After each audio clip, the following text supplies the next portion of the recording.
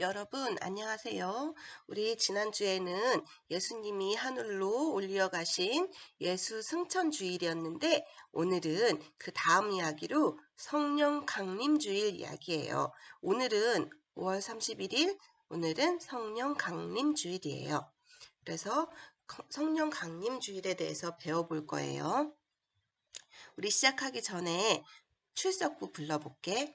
장요한, 박정훈, 정지우, 최리아, 한주연, 박시윤, 이하은, 이수지, 안혜린, 임태후.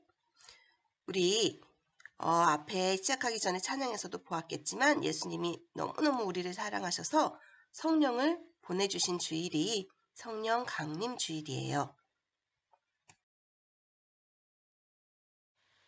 자, 오늘은 예수님이 승천하신 후에 성령님이 내려오신 것을 생각하고 축하하는 성령 강림주일이라고 했는데, 오순절이라는 이스라엘 명절에 일어난 일이기 때문에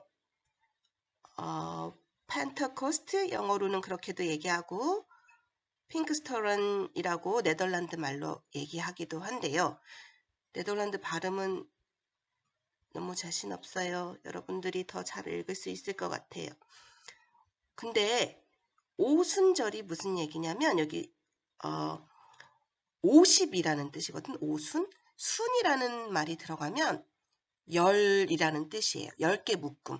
우리 선생님은 어렸을 때 연필 한 다스는 12자루 이런 거 막 배웠었는데, 다스라는 말이 뒤에 붙으면 그것은 12개를 의미하는 바다, 이렇게 우리 배웠었거든. 선생님 어렸을 때는 연필을 사러 문방구에 가면 12자루씩 묶어져 있었어요. 한 박스에. 그걸 한 다스라고 불렀는데, 여기서 그 수는 10개들이를 얘기해. 그래서 오수는 50이겠죠. 그래서 오순절. 그리고 우리 펜타곤 그런 거 들어봤죠? 우리로 치면 한국의 국방부, 군인 아저씨들 관리하고 그러는 곳, 그런 정부기관을 미국에 있는 국방부가 펜타곤이거든. 근데 왜 펜타곤이라고 하냐면 그 사진을 보면 이렇게 위에서 보면 오각형처럼 생겼어요. 그래서 펜타곤이라고 그래요. 그러니까 펜타 이렇게 나오면 그게 오각형 그런 뜻이거든.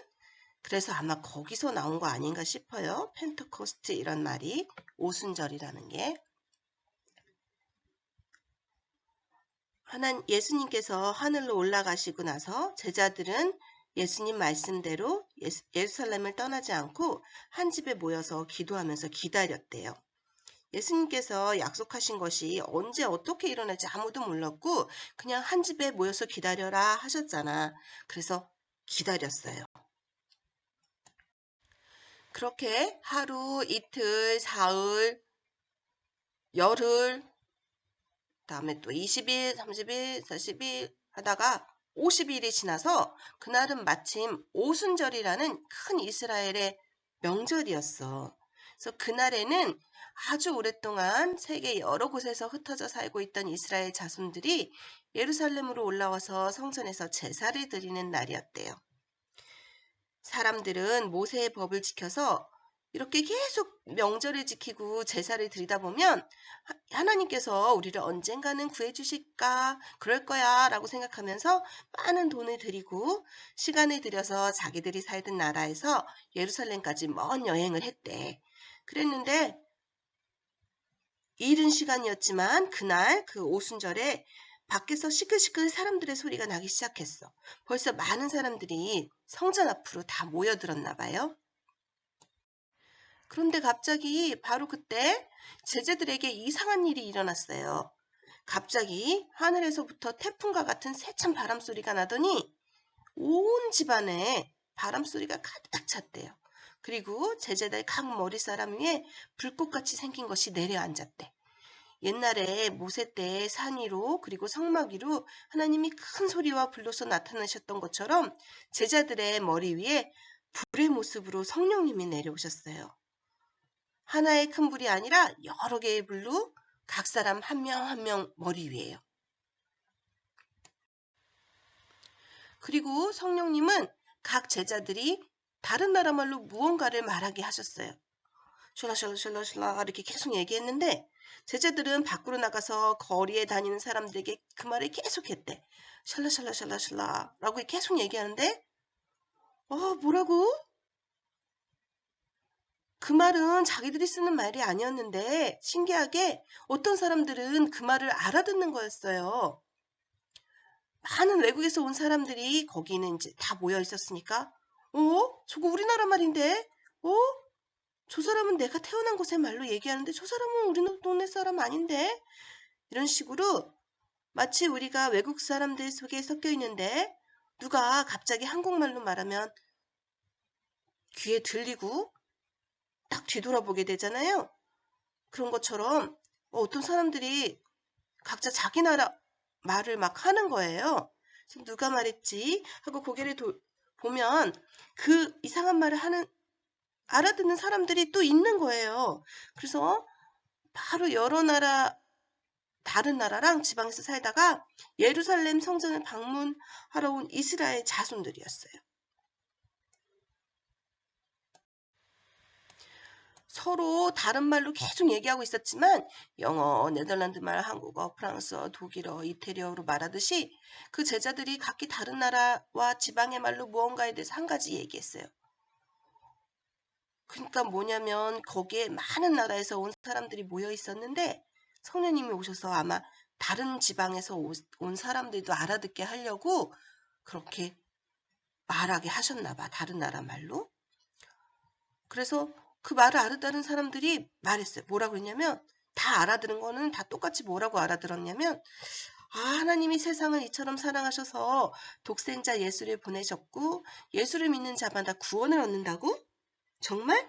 우리는 바로 그 하나님께 제사 드리러 여기 예루살렘에 온 건데 예수를 믿으면 우리를 구해준다고? 이렇게 알아들었어요. 사람들은 제자들이 말하고 있는 좋은 소식에 마음이 들떴어요. 도대체 하나님께서 우리를 살리기 위해서 보내신 그 예수가 누군가 알고 싶어 했어요. 그렇지만 어떤 사람들은 또 기뻐하지 않고 조롱하면서 비웃었어요. 아이고, 저 사람들 아침부터 술 마셔서 술 취한 거겠지? 어떻게 갈릴리에서 온 배운 것도 없는 사람들이 이렇게 많은 외국어를 할 수 있단 말이야? 하면서 조롱했어요. 그래서 웅성웅성 사람들이 서로 말다툼을 하기도 했어요. 그때 제자 중에 베드로가 앞으로 나서서 말했어요. 여러분, 나의 말을 들어보세요. 지금은 아침 9시인데 우리가 무슨 술을 마셨겠어요? 지금 일어나는 일은 선지자 요엘이 예언한 대로 하나님의 날이 온 것이에요. 우리에게 성령을 부어주신 것이라고요. 그러면서 베드로는 하나님이 보내신 예수님을 소개하고 알렸어요. 예수님께서 십자가에 돌아가심으로 우리를 살려주시고 구해주신 것에 대해서 알려주셨어요. 우리 어린이들은 모두 다 잘 알죠? 그리고 이제는 마지막으로 성령님이 오셔서 우리를 구하는 일을 완성하셨다는 것에 대해서 말씀해 주셨어요.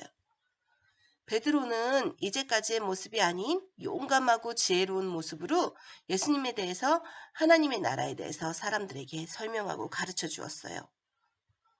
와, 베드로가 성경에 대해서 이렇게 잘 알고 있는지 몰랐어요. 그리고 이렇게 사람들 앞에서 설교를 잘할 수 있을지 몰랐어요. 사실 베드로도 놀라고 다른 제자들도 놀랐어요.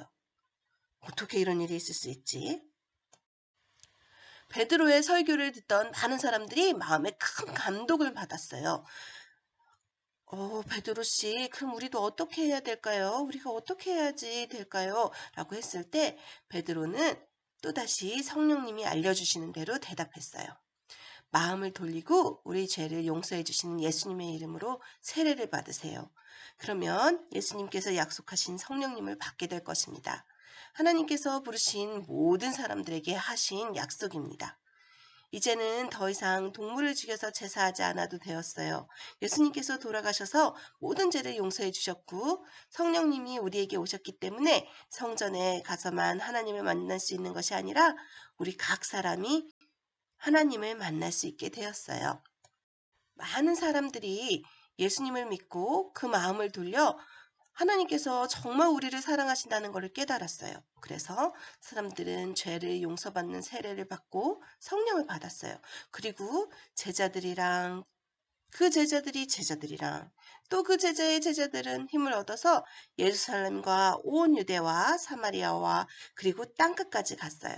가서 예수님께서 말씀하신 대로 예수님과 성령님이 하신 하나님의 나라의 일, 우리를 사랑하시고 구하신 일에 대해서 말하고 전하게 되었답니다. 그 소식을 우리도 전해서 듣고 믿게 되어서 오늘 함께 예수님의 이름으로 성령님 안에서 하나님을 찬양하고 있는 거예요. 너무 신기하지 않아요?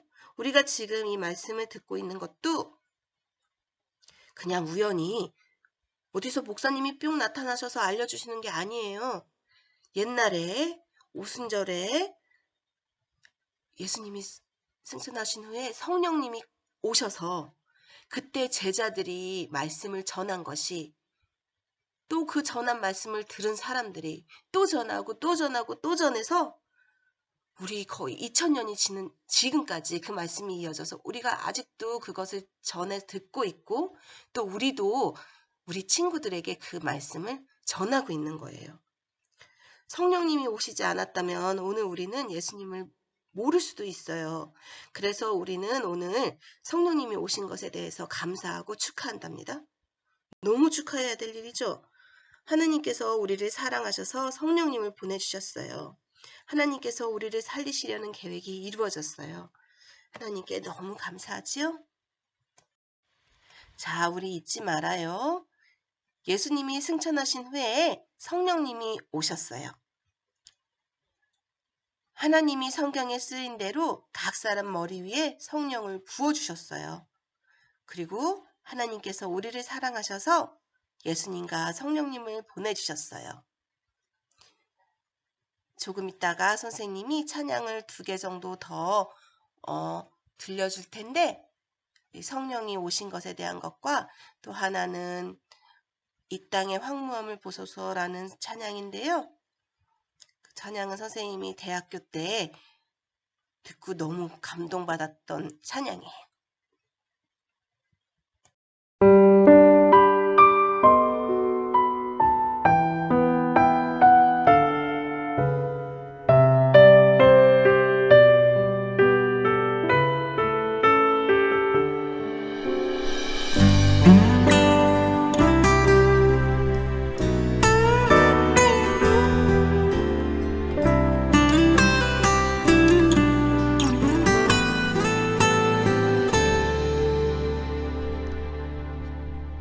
허무한 시절 지날 때 깊은 한숨 내쉴 때 그런 풍경 보시며 단식하는 분 있네. 고와 같이 너희를 버려두지 않으리. 내가 너희와 영원히 함께하리라.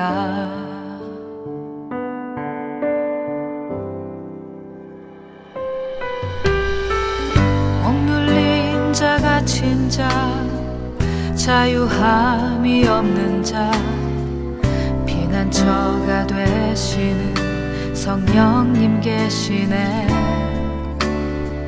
주의 영이 계신 곳에 잠자유가 있다네. 진리의 영이신 성령이 오셨네. 성령이 오셨네.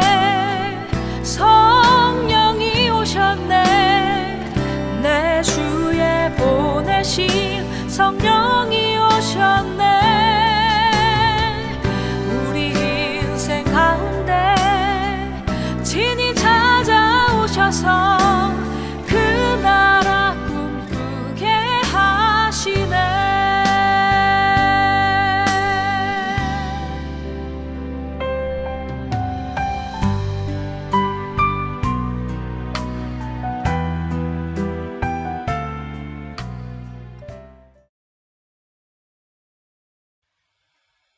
찬양 잘 들었나요?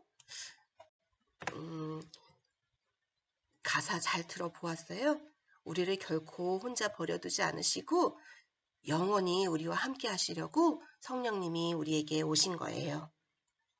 자, 그럼 오늘 배운 말씀에 대해서도 우리 한번 이야기해 보아요.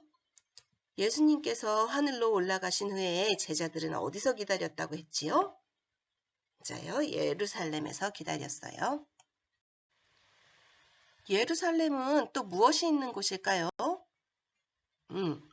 예루살렘 성전이 있는 곳이지요. 성전에서 사람들은 무엇을 했다고 했지요? 제사장들이 사람을 위해서 동물을 죽여서 제사를 드리면서 하나님께서 죄를 용서해 주시기를 대신 기도해 주었어요. 그때는 사람들이 그렇게 해야지 자기 죄가 용서된다고 생각했기 때문이에요. 예루살렘에 모여 있는 제자들에게 약속대로 성령이 오셨나요? 어디에 어떤 모습으로 오셨지요? 그렇죠. 각 사람의 머리 위에 불같은 모습으로 오셨어요. 하나님은 성령님을 누구에게 주시나요?